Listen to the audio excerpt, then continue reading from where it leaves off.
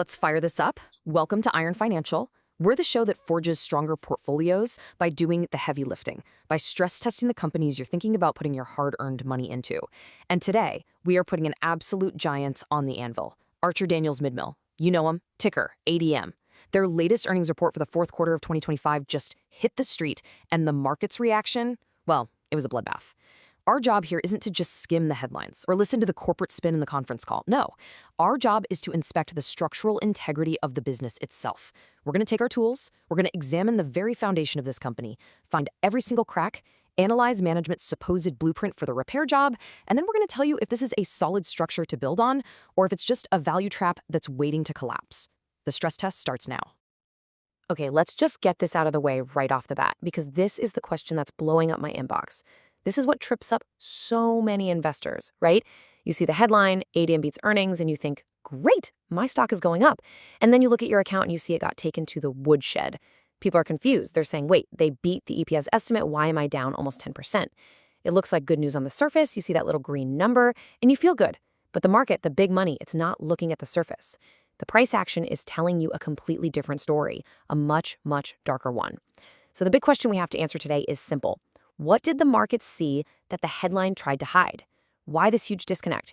Because, a contradiction like this, it's either a massive buying opportunity or it's a giant flashing red flag telling you that the core of the company is rotting out.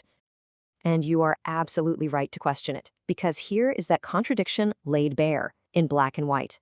And what's really important to see here isn't just the two different colors, it's the sheer scale of this divergence. Look at the bottom line. You see that green? Adjusted earnings per share of 87 cents. Wall Street was expecting 80 cents. That's an 8.8% beat. On paper, that's a nice win. But then you lift your eyes to the top line, and that's where you see the catastrophic structural failure begin. Revenue came in at $18.56 billion. The consensus estimate was for over $21 billion. Now that's not a miss, that is a crater. A nearly 12% shortfall on the top line is staggering. And let me tell you something, you can't cost cut and use financial wizardry to prop up your earnings forever. Eventually, you have to actually sell stuff. When you see a beat on the bottom line that is this divorced from what's happening on the top line, it's very often a sign of weakness, not strength. It's a sign that the core business is sputtering. Exactly. And this number right here, this is the market's immediate gut punch reaction, down over 9% before the opening bell even rang. Now listen, this isn't retail panic. This isn't your cousin Dave panic selling on his phone because he saw a scary headline. No, this is the institutional money. This is the big funds, the pension plans, the algorithms that read these reports in microseconds. They all read right past that shiny, feel-good EPS number and looked straight at the revenue collapse and all the underlying problems it implies. They didn't even wait for the CEO to finish his coffee on the conference call. They slammed the sell button. This tells you everything you need to know about where the smart money thinks the real story is. They saw the cracks forming in the foundation, and they did not hesitate to run for the exits. The only question now is, were they right to run, or did they create an opportunity for the rest of us? That is exactly what we are here to figure out. And to understand why that stock dropped 9%, we have to move beyond the headlines. We have to perform a full structural deconstruction of the company. We're going to go into the guts of ADM, breaking it down piece by piece, segment by segment, because that's where the truth always is. It's not in some adjusted earnings number, it's in the raw operating profit of the business units that actually do the work and generate the cash. We're going to put on our hard hats, and we're going to inspect the load-bearing walls of this entire enterprise, Ag Services, Oilseeds, and especially crushing. And we're going to find out exactly where the pressure is building and where the structure is beginning to buckle. Okay, here it is, the first major stress fracture, Ag Services and Oilseeds. Now, for anyone who follows ADM, you know this is the absolute core of the company. This is the main pillar. It's the biggest, most important business unit they have, the one holding up the entire enterprise. And in the fourth quarter, its operating profit it plunged by 31% compared to the same period last year. Just let that number sink in for a second. Nearly 1/3 of the profit from your biggest engine has just vanished into thin air. This is not some minor hiccup. This is a 5-alarm fire raging in the main engine room. The company's report points to things like lower soybean exports and farmers not selling as much. But in plain English, what this really means is that the core of their core business is slowing down, and it's slowing down at a terrifying pace. And if we take our magnifying glass and we look even deeper inside that main pillar, that's when we find the epicenter of the entire earthquake. Within that big Ag Services segment is a critical subsegment called crushing. It's exactly what it sounds like. This is where they take soybeans and other oilseeds and they crush them into meal for animal feed and oil for cooking. It's a fundamental, high-volume, nuts and bolts part of their business that should be a reliable workhorse, printing money quarter after quarter. And its operating profit didn't just fall, it vaporized, a 69% year-over-year collapse. This is beyond bad. This is catastrophic. We've gone from talking about a significant structural weakness to a total system failure in a key profit center. This number, more than anything else we've seen, is the reason the market reacted so violent. And this just puts that percentage into raw, brutal, cold hard cash. A year ago, this business unit generated $212 million in profit. This quarter, a paltry $66 million. I mean, just look at that. How does that happen? How does a core industrial scale business that forms the bedrock of your company lose 2/3 of its profitability in just 12 short months? It's not like the world stopped eating meat or needing cooking oil. So what on earth is going on here? This doesn't feel like just a normal cyclical downturn. This feels like something is fundamentally broken. Are their plants inefficient? Are competitors eating your lunch? Are their costs just spiraling completely out of control? I'm telling you, this is the kind of number that gets executives fired. It's that bad. And of course, management has a list of reasons, but frankly, none of them make you feel any better. First, they point to weaker crush margins. That's the profit spread they make on processing the beans. This is the big one. It means either competition is getting tougher or demand is getting softer, and either way, it's squeezing their ability to make money.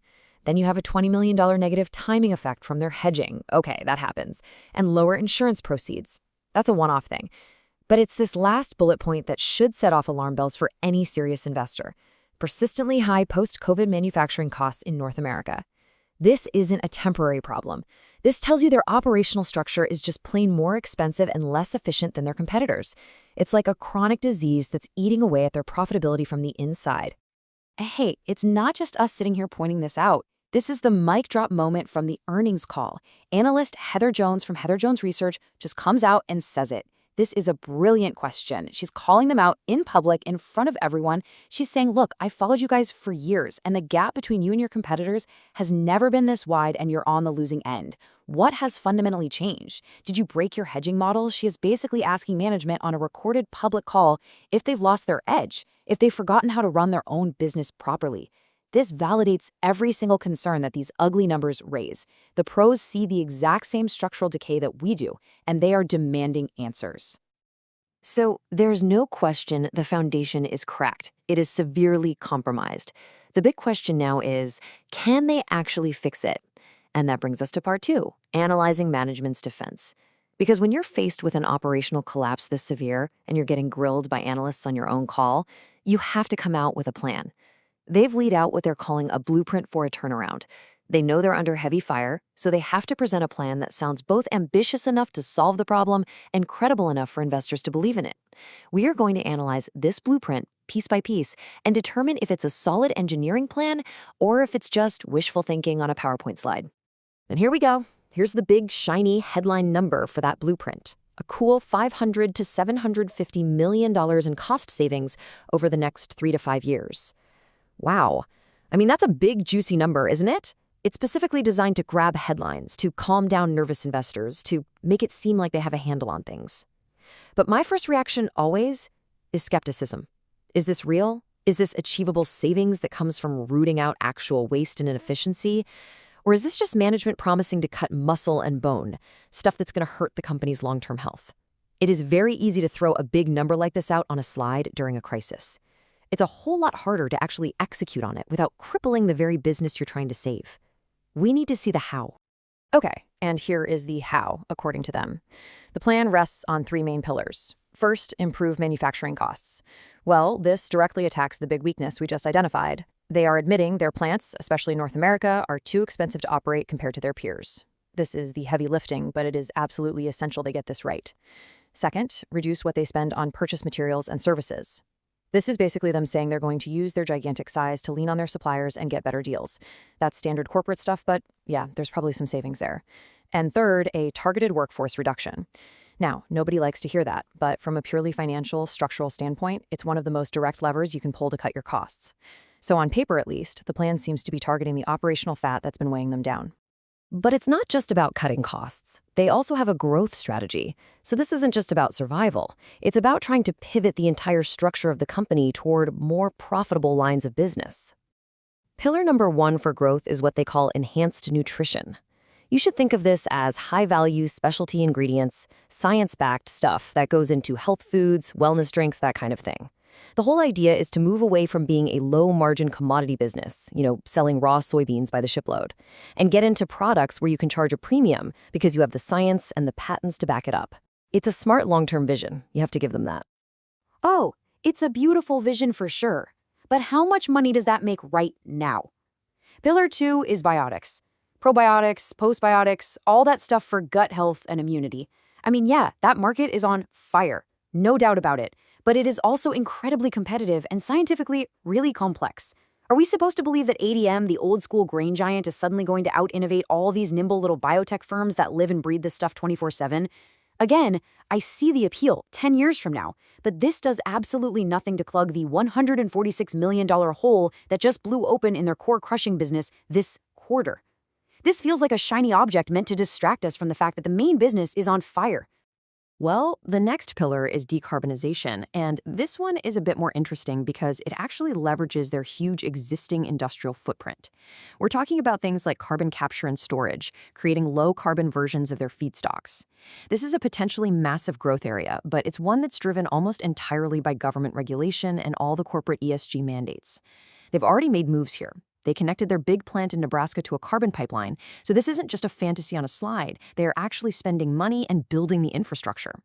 If the government policy winds blow in the right direction, like with new biofuel mandates, this could become a huge profit center for them.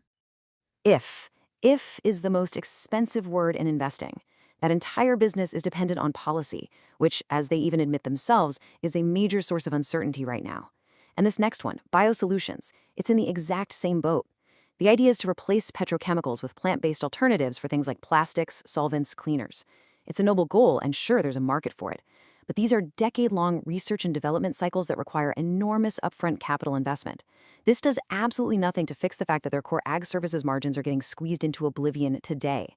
It feels like they're showing me these beautiful architectural renderings for a new glass skyscraper, while the foundation of their current headquarters is actively crumbling into dust. And the final growth pillar is precision fermentation. Now, this is really high-tech. You're basically using microorganisms like yeast or bacteria as tiny little factories to create very specific proteins, flavors, or other high-value molecules. And this perfectly illustrates their entire long-term strategy. They want to pivot from volume to value. They want to stop selling shiploads of raw commodity soybeans and start selling kilograms of a highly specialized, lab-grown ingredient that commands a massive profit margin. So to sum up their whole blueprint, they're trying to cut the fat from the old, slow, low-margin business while at the same time investing a ton of money to build a completely new, high-tech, high-margin business for the future. Okay, it's a nice blueprint, I'll grant them that. It sounds impressive on paper, but you know what? A blueprint is completely worthless if a Category 5 hurricane is bearing down on you. And right now, ADM is sailing directly into a storm of external headwinds that could rip that beautiful plan to shreds before the ink is even dry. So for this next part, we have to talk about the threats. These are the big risks that management can't fully control. These are the powerful market forces that could make their entire turnaround attempt completely and utterly irrelevant. And these threats are not small. They are significant. First, as we've already touched on, the biofuel policy uncertainty. Management said point blank that hitting the high end of their 2026 earnings goals is completely dependent on getting favorable policy clarity here. Without it, a huge potential growth driver is just off the table. Second, this whole GLP-1 drug phenomenon, Ozempic, Wegovy, and the broader consumer shift away from sugar and processed foods, this is a direct missile aimed at their massive starches and sweeteners business. Third, those inflated manufacturing costs we keep circling back to. This isn't going away. It's a persistent structural problem. And finally, trade headwinds. Weaker global trade, especially in soybean exports, hits their biggest and most important segment right where it lives. Any one of these is a serious problem. All of them happening at once? That's a perfect storm. And look, this isn't just some theoretical threat we're talking about. They put a hard number on this GLP-1 headwind. The CEO, Juan Luciano, he stated right on the conference call that they are seeing their liquid sweetener volumes down in the range of 5 to 7%. That is a direct, quantifiable hit to a major product line that is happening right now because of a fundamental shift in consumer behavior. People on these new weight loss drugs are eating and drinking less, their families are changing habits, and the big food companies are already scrambling to reformulate their products to use less sugar in anticipation of this trend. This is not a blip. This is a permanent headwind that is only going to get stronger. And here, you don't have to take our word for it. Here is the CEO himself, Juan Luciano, admitting to the cost problem in his own words. This is from the earnings call. He is saying straight up that their costs for energy, for labor, for contractors, it is all structurally higher in North America post-COVID than it is in other parts of the world. I mean, this is a stunning admission. He is essentially confirming exactly why they are underperforming their global competitors. Just like the analyst Heather Jones pointed out, they are fighting this battle with one hand tied behind their back because their cost structure in their biggest market is completely bloated. This makes that huge cost-cutting plan not just a nice-to-have initiative, it makes it an act of sheer desperation. All right, that brings us to the moment of truth, the final verdict.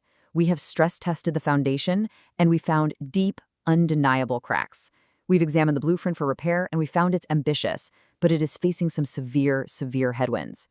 So it all boils down to the ultimate question for any investor looking at this stock today. Is this huge post-earnings drop an opportunity to buy a great American company on sale? Or is it a classic value trap, a company that looks cheap on the surface but has fundamental problems that are only going to get worse over time? It's time to weigh all the evidence and make the call. All right, the bull case. If you want to be an optimist, this is what you're hanging your hat on.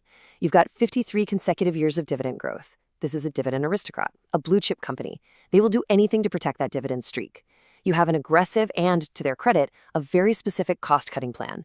You have that massive potential upside from biofuel policy, which could be a huge catalyst if it breaks their way. And that long-term pivot to high-growth, high-margin sectors like nutrition and biosolutions, look, that could completely transform this company over the next decade. So if you believe management can execute this flawlessly, against all odds, you could argue there's value here. Yeah, but that if is doing some incredibly heavy lifting. I mean, the bear case, to me, is just overwhelming right now. That 69% collapse in their core crushing business isn't just a crack. The whole wall has come down. The massive revenue miss isn't just a blip. It signals a dangerous erosion in demand for their core products. Their own guidance for 2026 is so wide you can drive a freight train through it, which just screams that they have no idea what's coming. And those external headwinds, the GLP-1 drugs, the inflation, those are not temporary storms. That's climate change for their business model. You're asking me to bet on the perfect execution of a 10-year plan while the main part of the business is actively on fire right now. The risk is just way too high. This has all the markings of a classic value trap. And that brings us to the official Iron financial verdict. After running all the numbers, after stress testing the entire structure, our conclusion is unavoidable.